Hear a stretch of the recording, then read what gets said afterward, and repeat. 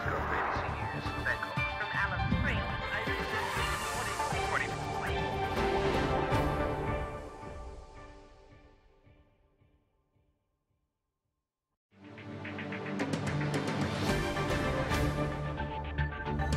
Good morning, I'm Joe O'Brien. You're watching ABC News 24. We'll go straight to a significant media conference with the Qantas CEO, Alan Joyce. Yearly results today. Australian companies like Qantas confront three competitive realities. First is the ongoing reshaping of global finances. The painful economic restructuring in Europe is far from over. We are seeing job losses in the financial sector, including in Australia and in other sectors in the economy. We are continuing to see significant credit squeeze that is affecting the borrowing costs of Australian banks and has implications for Australian industry. Second, in the rebalancing of the global economic weight to Asia and particularly to China, Australia's resource sector is a prime beneficiary of this shift, and the Qantas Group is also benefiting both in Australia and in Asia. Asia will continue to offer significant growth opportunities for Australian companies, including Qantas. Third, and largely due to the two previous factors, we confront a profound transition in the Australian economy. With our dollar likely to stay at sustained high value for the foreseeable future, Australia has become a very high-cost economy in which to do business. Many companies, including our own, are grappling with this factor. These factors will not go away and are likely to magnify. At Qantas, we know we must continue to adapt if we are to prosper and enhance long-term shareholder value. Last week, the Minister for Finance, Penny Wong, said, "We are living through a global economic realignment. We know that change cannot be avoided." At Qantas, we share the government's view. That's why we are confronting the new global realities up front. We are making the right decisions to restore, retain and increase our efficiency and competitiveness and enhance long-term shareholder value. Let me now return to the results of the half year. For the 6 months ending the 31st of December 2011, the Qantas Group delivered an underlying profit before tax, PBT, of $202 million.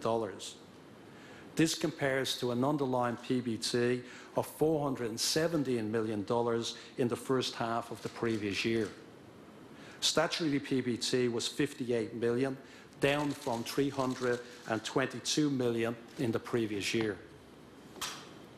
The results highlights the unique challenges we face during the period, with a $198 million negative impact as a result of the industrial action that happened in that period.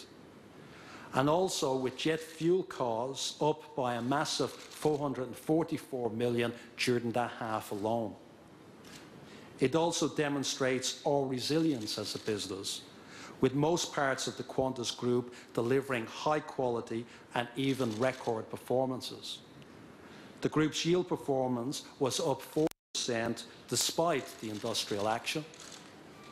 Unit costs, excluding fuel, were down 3%. Qantas and Jetstar performed strongly during the period, and we remain focused on maintaining our 65% domestic market share, which we believe is optimal for our business. With Qantas Domestic, corporate travel revenue achieved double-digit growth. We signed 45 new accounts, renewed 160, and 2 accounts were not renewed. We continue to invest in the renewal of our 737 fleet and in the product and service upgrades that will ensure our leading business market position. Qantas Domestic customers, for example, have been the first in the world to experience Q streaming, our trial of in-flight Wi-Fi technology. Qantas Link goes from strength to strength. It was named 2012 Regional Airline of the Year by Air Transport World.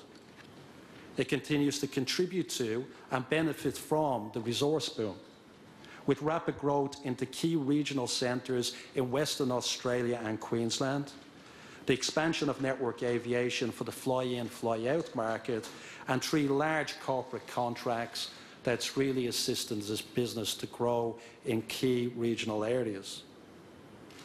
Jetstar achieved a record underlying EBIT, that's earnings before interest and tax, of $147 million. It continued to grow capacity here and overseas, continued to achieve unit cost improvements. So that means for every year of its operation, it's managed to improve its unit costs, and is strongly placed for growth in leisure travel in the Asia-Pacific region.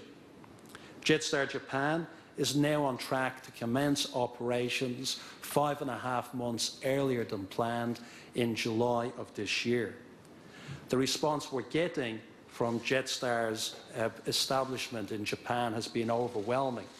And as an example of that, very recently, we had an application for 150 cabin crew with over 10,000 applicants.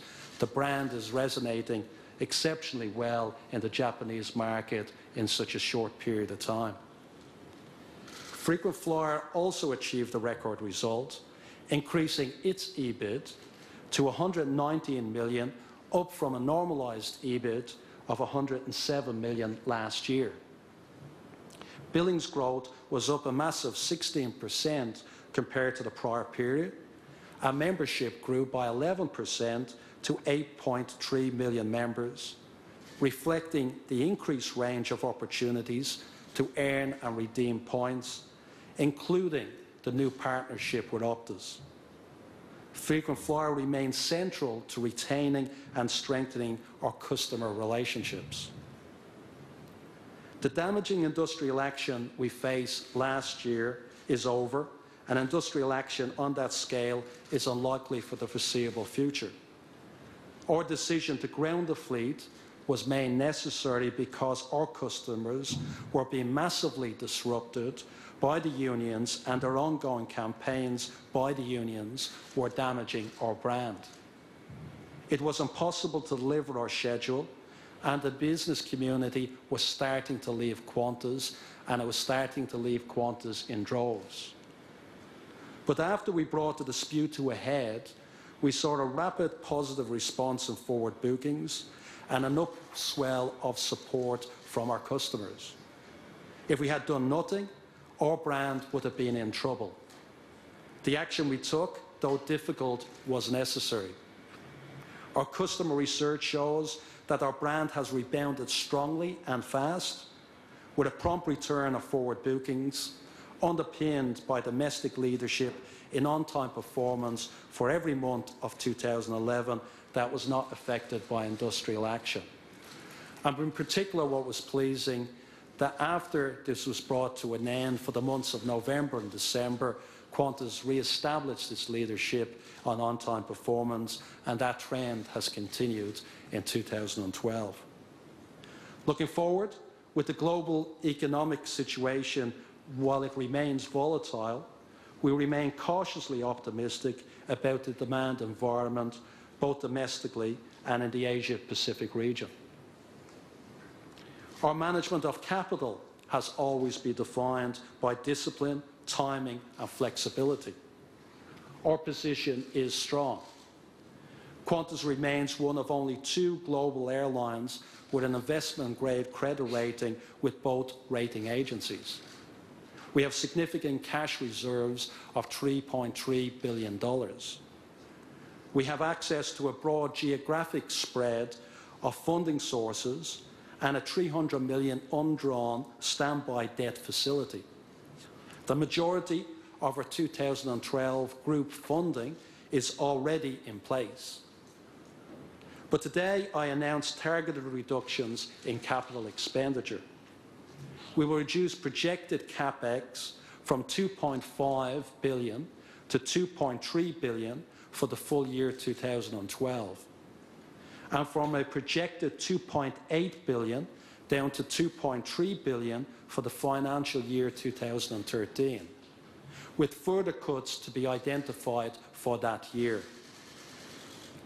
Our savings will come from a range of initiatives, including reductions in non-aircraft expenditure, deferral of the 787-8 due to manufacturer delays, reduction in capacity growth requirements in the domestic market in the financial year 2013.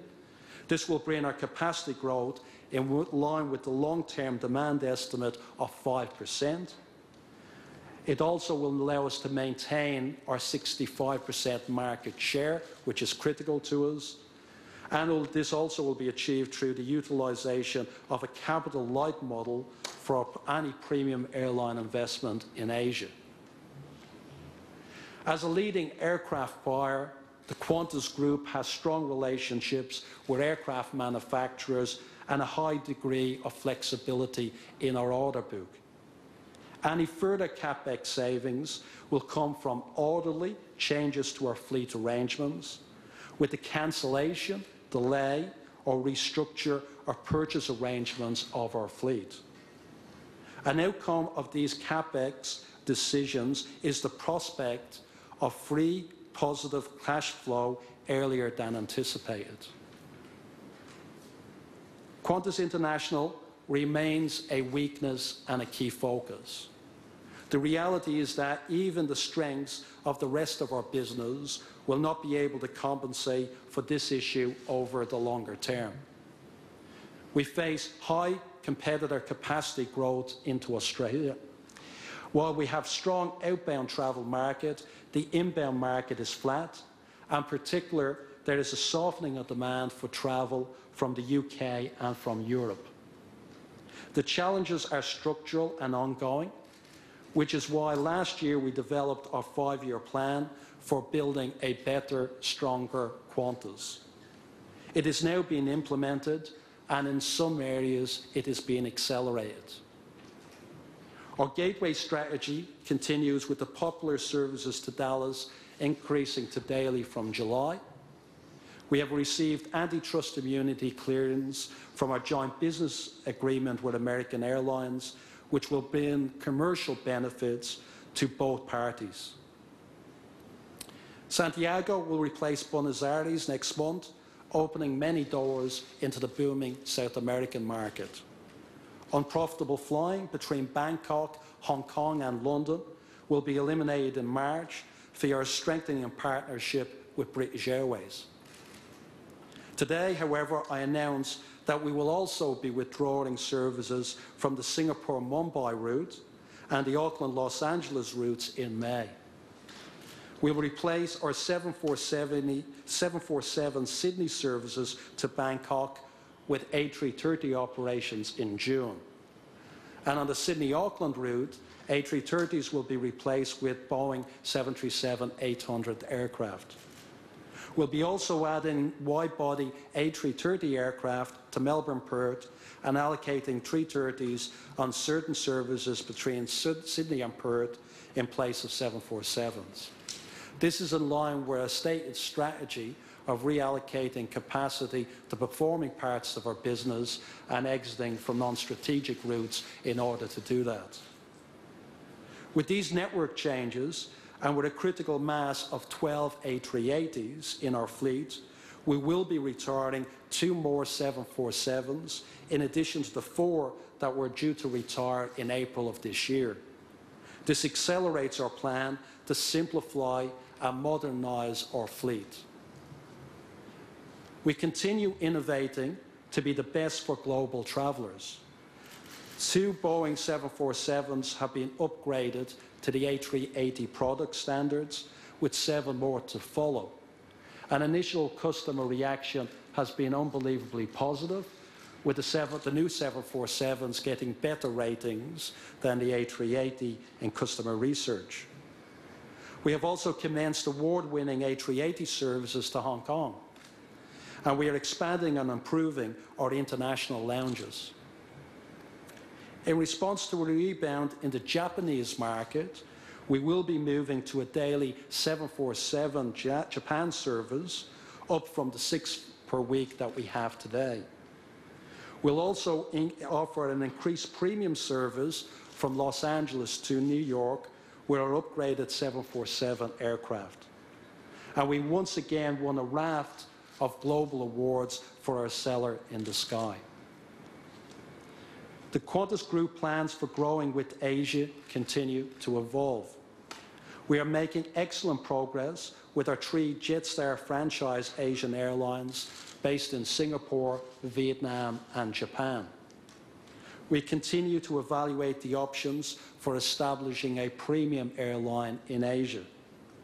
Mindful of global uncertainty and consistent with our focus on conserving capital, however, the focus in this area will be on a capital-light model. The 4th pillar of our 5-year plan is to assure a strong and viable business. Everything we do is about delivering a sustainable business model, a stronger, better and more resilient Qantas Group. And that requires us to make tough decisions. Tough decisions today will ensure we don't need to make harsher ones later. Today, I announce a range of initiatives to increase the efficiency and productivity of our engineering and maintenance operations.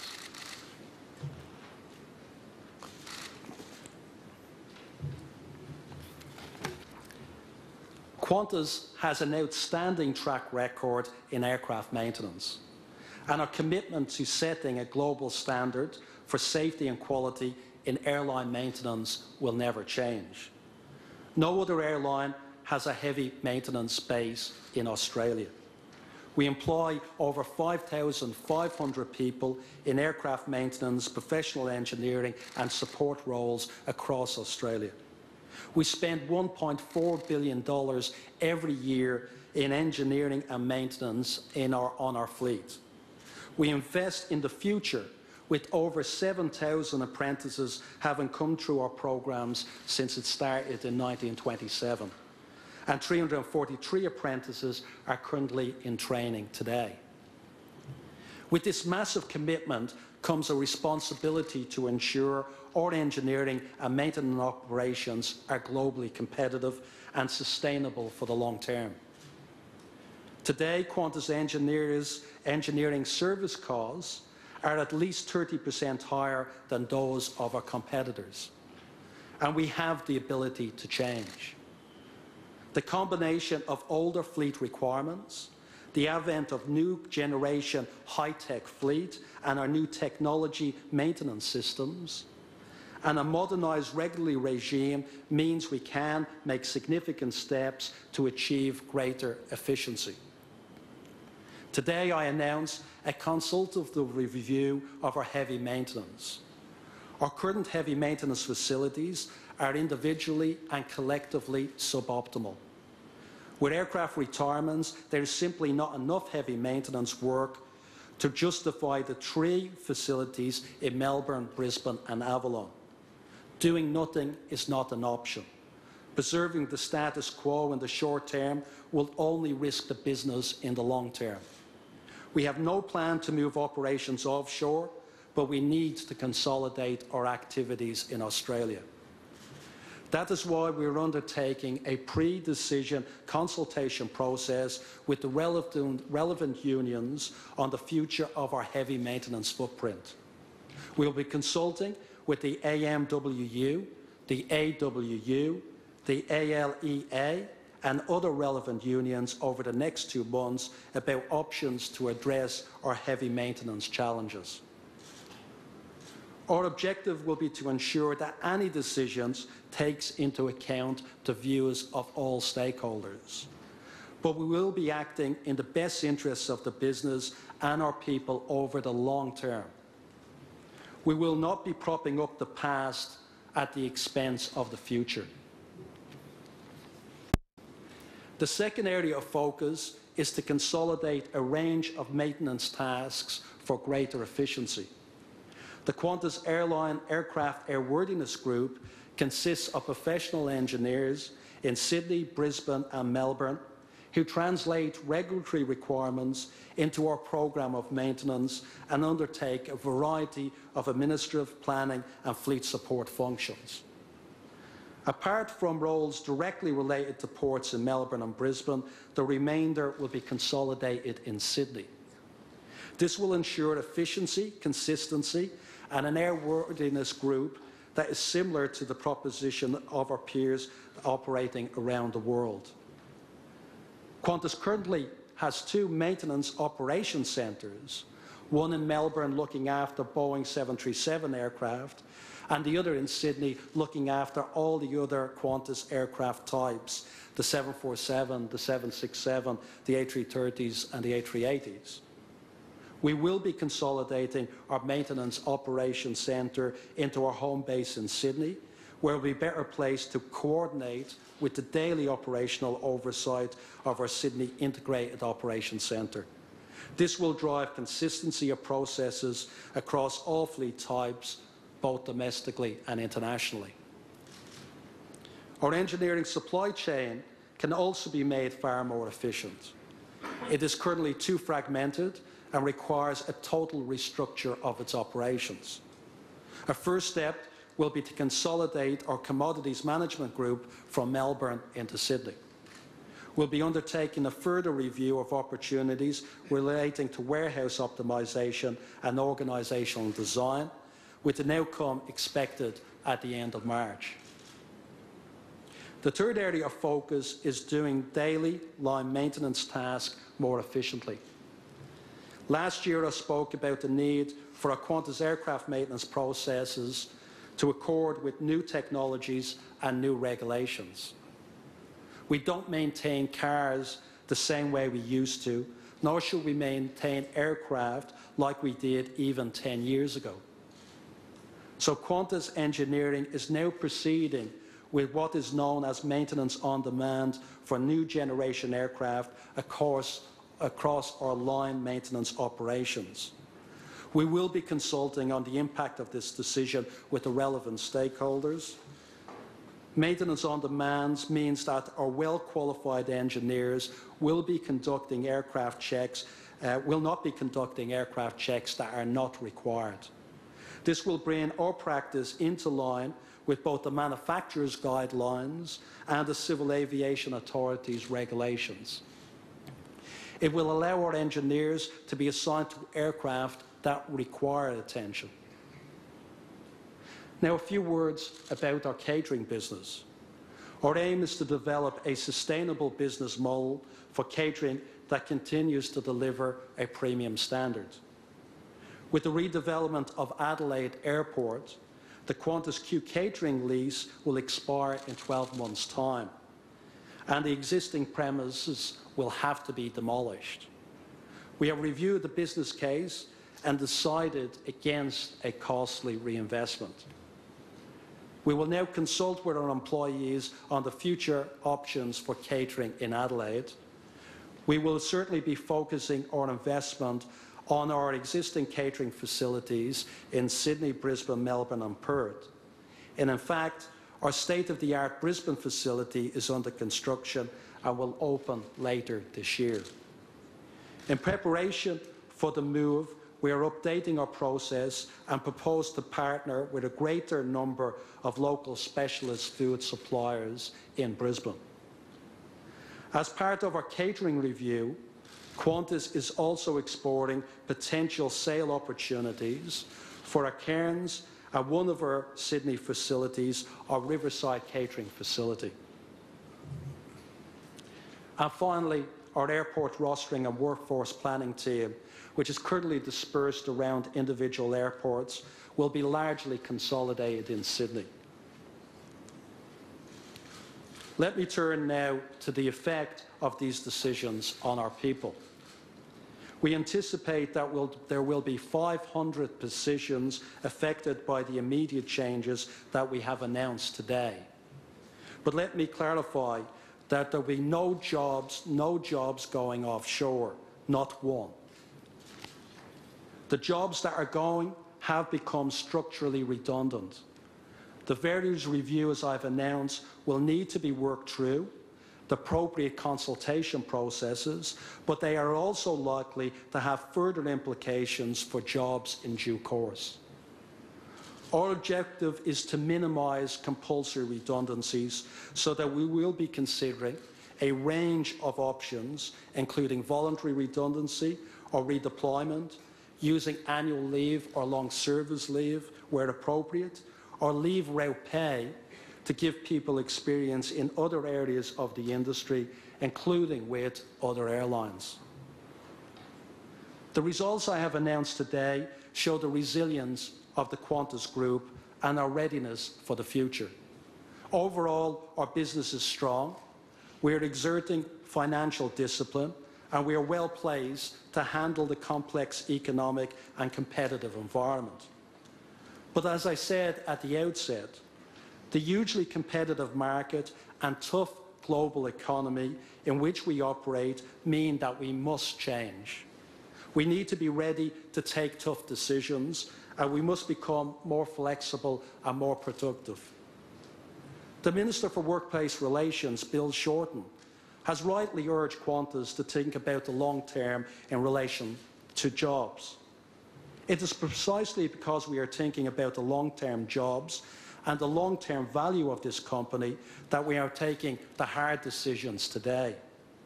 Everything we do is about the long-term success of the Qantas Group and building shareholder value.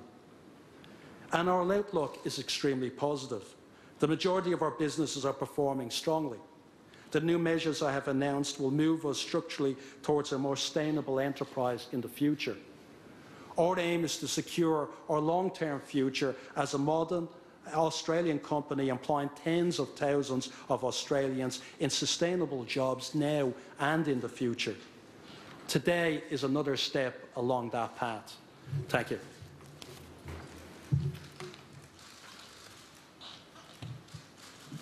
Now we'll open it to questions.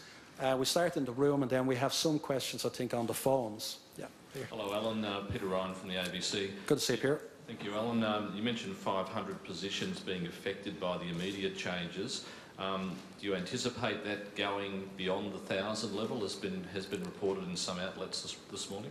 Well, we can't at this stage, Peter, preempt the reviews that are going to take place for the heavy maintenance facilities review and for the catering review in Adelaide.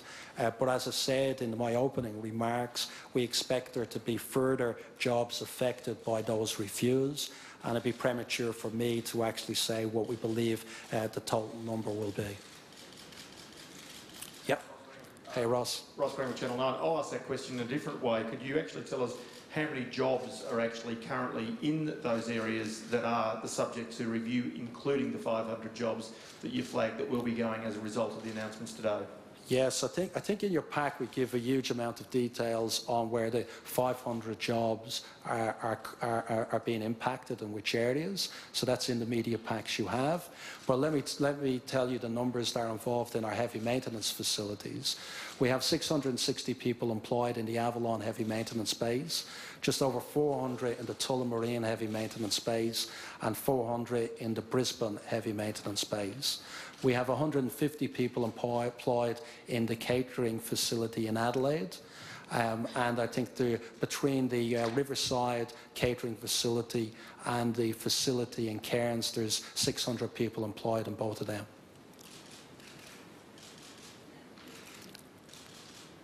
Any questions, Steve? Steve Pretty from The Australian. When you're talking about consolidating those facilities, I mean, are there any preferences that you're looking at in terms of whether you're going to consolidate in Melbourne, Sydney or Avalon? No, it's still part of the consultation process that we have to go through. We will be consulting with the unions and our employees as part of that. There are a number of different options that could take place. We do know that 3 heavy maintenance facilities are not viable. What's happening is essentially because of the new aircraft technology, we are getting white spaces, if we call it that, appearing in all the heavy maintenance bases. It means that they are becoming less efficient. This is because the work has simply disappeared because of this new aircraft technology. It means we have to do less maintenance, less often. Same way, you have to do less maintenance, less often on your home car. That's what's happened with aircraft technology. We also have some new aircraft, like the 787s, that won't require heavy maintenance for 12 years after we acquire them. We have the A380s, again, that need less maintenance than the older 747s. The combination of all of that means that we cannot sustain 3 heavy maintenance bases. The question is, do we need to go to 2 or do we need to go to 1? We just can't maintain all 3. That wouldn't necessarily mean the loss of all the jobs from the 2 that are, or 1 that is closed down, I would assume. That's a good point. The position will be that Qantas is committed to heavy maintenance in Australia. We will be doing heavy maintenance here. As we said, we're the only major airline that has its own heavy maintenance base in this country. For us, it's making sure that that heavy maintenance facility or facilities is efficient, is world best practice, and doesn't leave us with a competitive disadvantage against our domestic and international competitors. And we have to make that changes in order to ensure that. But there will still be significant amounts of heavy maintenance, the majority of Qantas's heavy maintenance done in Australia after this review. We are not outsourcing or offshoring any jobs. Yes. Phil Lasker from the ABC, Mr. Joyce. The review that's being undertaken, when would you expect the full results of those reviews that are being undertaken? And I have one further question. Yeah, we have said 60 days, so that's the process. We started a dialogue with the unions involved, and we believe in 60 days the decision will have to be made by the end of April, because it becomes an immediate problem with inefficiencies dramatically increasing in our operation as the new technology aircraft, the retirements we've talked about here were older aircraft, and the new technology aircraft have an impact on the maintenance required. And that assurance of no jobs going offshore, I mean, you've given a pretty solid argument as to why Australia is a very costly place to maintain jobs in many ways. I mean, how is it you've reached that conclusion? Did it have anything to do with government or union pressure? And the other thing is, for how long can you give an assurance like that? Well, I think, for us it's very important that we have heavy maintenance facilities here, and engineering skills that are some of the best, if not the best, in the world. So we do want to keep that capability, that experience, that knowledge. We do know, like any other business, we have to make sure it's as efficient as it could possibly be. We've announced a massive amount of structural changes to our business here today. It's part of the process that we're going through. We believe that will get our engineering facilities to a level where it is competitive once we put those efficiencies in. And once we have a competitive facility here in Australia, that will allow us not to have a disadvantage. This is all about the future.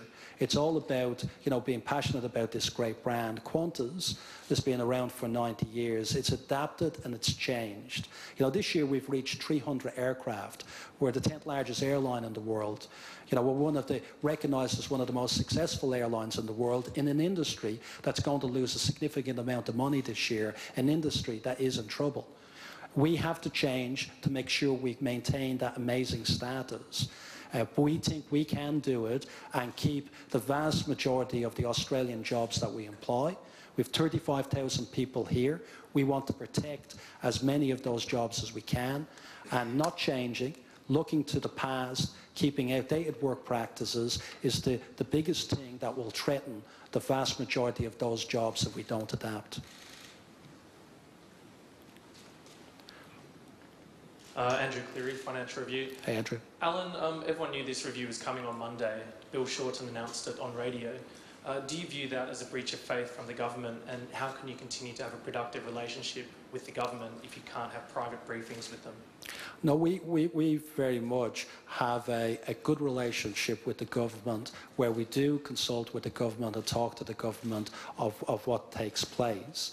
You know, I think there was, when you look at that, there was the story had already been out there, I think, before that radio interview, and some people had been picking her up. I don't know where these stories come from. Sometimes I don't know where they leak. Don't know what your sources are, Andrew, as an example about where they come from.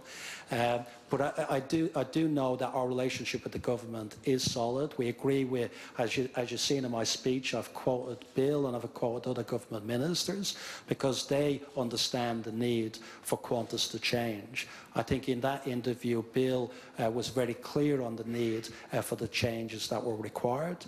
Bill was very clear on the need that Qantas couldn't keep its head in the sand and had to do something.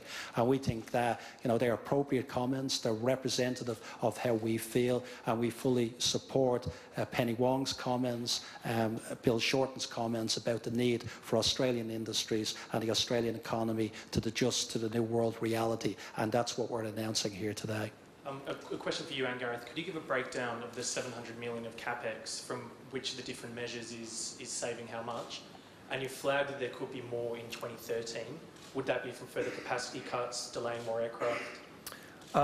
Look, we've not given a specific breakdown around those 4 areas. I mean, it's a considerable amount from each of those areas. And Alan outlined the 4 or 5 different areas within the speech. We are targeting further cuts in FY13.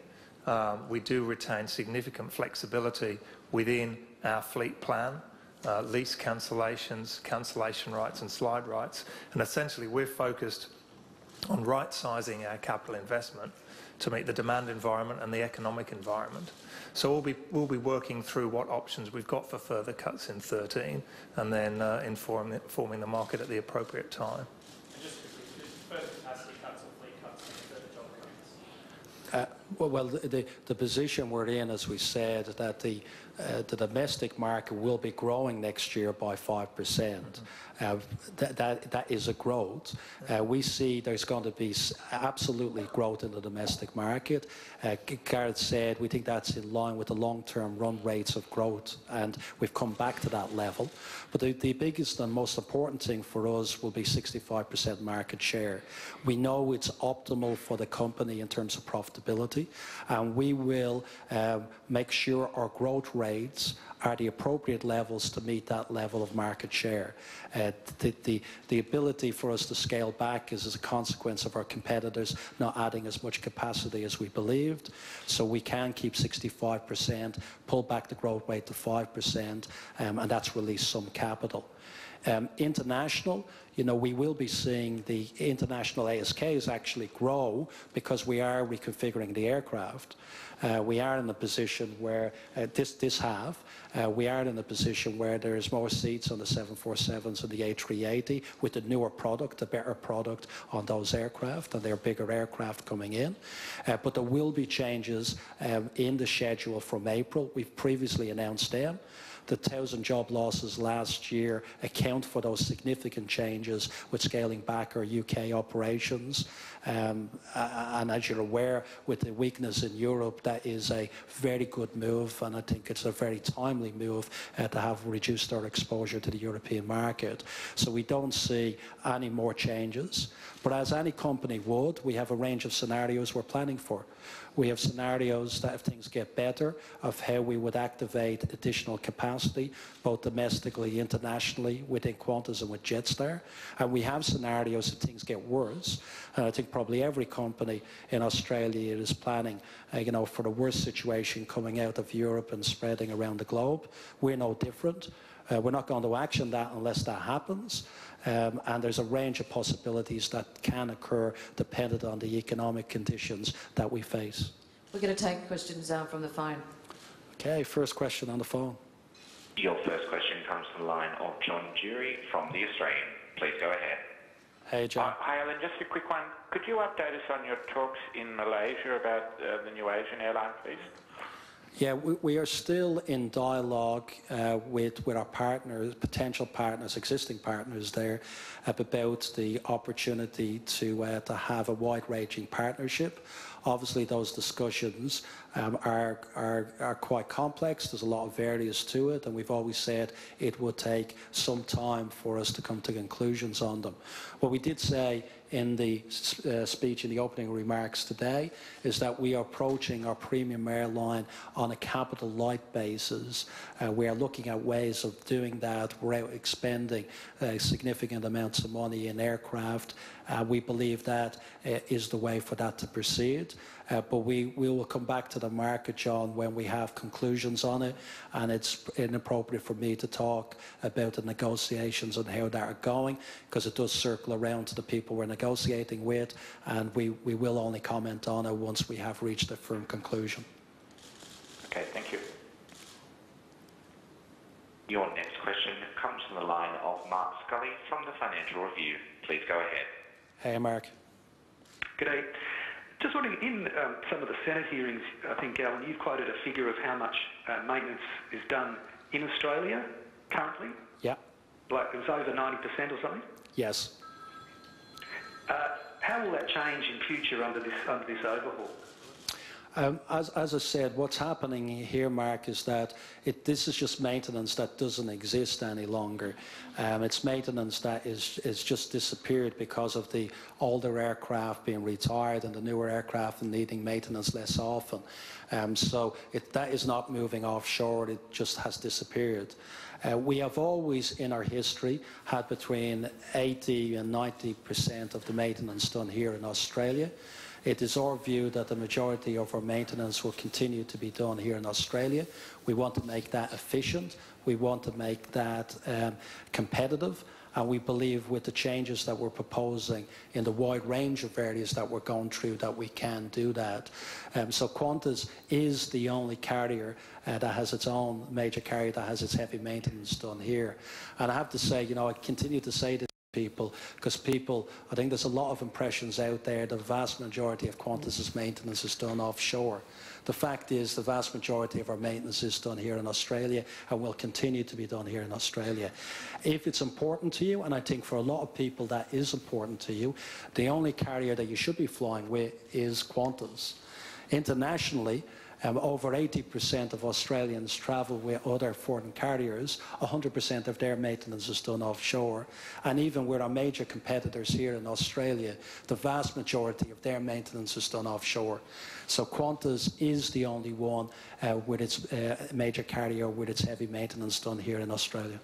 OK, we'll leave that there. That was the Qantas CEO, Alan Joyce, live from the Western Hotel in Sydney, announcing the half-year profit result. It was $42 million in the 6 months to the end of December. That's 83% down on the $241 million it made a year earlier. He's saying Australia has become a high-cost economy in which to do business because of the high Australian dollar, and there are other challenges, and Qantas must adapt. 500 positions are to become what he described as structurally redundant.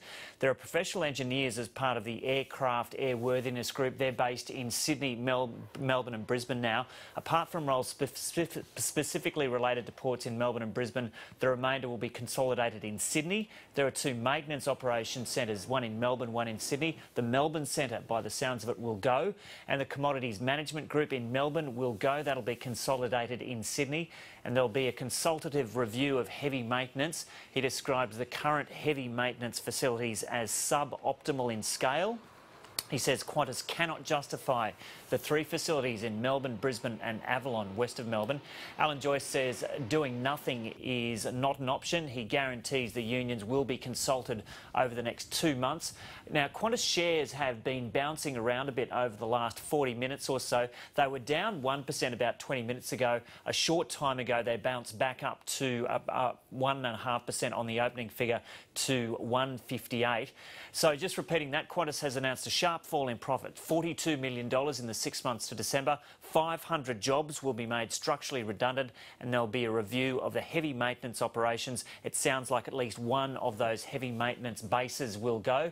Now we'll go live to our reporter Jeff Waters, who's at one of those heavy maintenance bases. He's at Avalon Airport, and it's one of the facilities scheduled for review. Jeff, have you been speaking to workers there this morning? Yeah, we have, and you know, there's a great deal of disquiet here. people are worried about their futures, and I don't think today's announcement is necessarily going to make their lives any easier, because of course they now have 60 days, 2 months to wait to see whether their jobs will be consolidated, for want of a better word. So there's just a truck about to move past me here, if you'll excuse us. But anyway, it's a massive facility here. There's hundreds and hundreds of workers, a total of 1,000 maintenance workers at the two facilities in Avalon here, which is about an hour out of Melbourne, quite near to Geelong and Tullamarine Airport, as well as 400 employed in heavy maintenance in Brisbane. And as you say, it sounds like at least one of those may close by way of consolidation, but it will be up to that review. And it's encouraging to see that maybe we won't have any more industrial strife, considering they've now decided to talk to the unions about it and to consult unions, because I've been speaking to unions over the last few days, and they were a bit worried about all of this because Qantas hadn't called them in for talks, and there was speculation about the possibility of job losses, but Qantas hadn't held any negotiations with unions over it. It appears that under the Fair Work Act, Qantas is obliged to talk to unions before announcing job losses, and they've actually gone ahead and done that today. There's 500, as you say, jobs are going to be lost across, different aspects of Qantas. So it'll be interesting to see how this is taken by Fair Work Australia and how this is taken by the government, considering, as I say, unions weren't warned about it. Yeah, so Jeff, quite apart from that review of the heavy maintenance bases, we've got the specific announcements today in relation to several different areas of Qantas where it seems jobs are going to go, the 500 made structurally redundant. And it seems to be the case that a lot of them are in Melbourne and a consolidation of those operations to Sydney. So I'm not sure if those positions are at the heavy maintenance base that you're at now, but presumably there'll be a little disquiet in Victoria about all this movement of jobs from Melbourne to Sydney. Absolutely, and it's not clear. I mean, it's not clear as yet, and it's very early after this press conference and the announcements were made, but it's not clear as yet whether those jobs will be moved to Sydney or whether they'll be gotten rid of altogether. The word consolidation was used, but in a broader sense, that could mean that the jobs will actually just become redundant here in Melbourne. And Jeff, Ted Baillieu had actually been consulted about this before. We heard that one of the questions there that Bill Shorten had been asked about these Qantas plans, but Ted Baillieu had apparently been consulted too. Yeah, he was saying that yesterday, and that he wasn't going to comment for commercial in confidence reasons.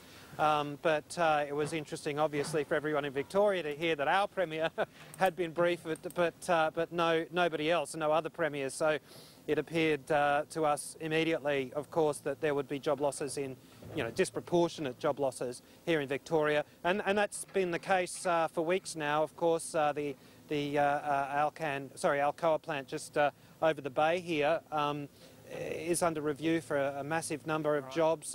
There's hundreds of jobs being lost all across the state at the moment. Yeah. OK, Jeff Waters at Avalon, just west of Melbourne. Thanks for that. Thank you, Jake.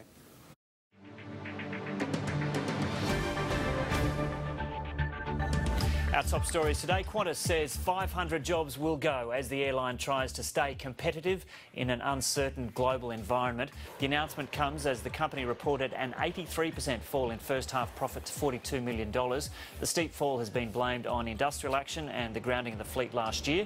The company says it will consolidate its engineering, maintenance and ground handling services.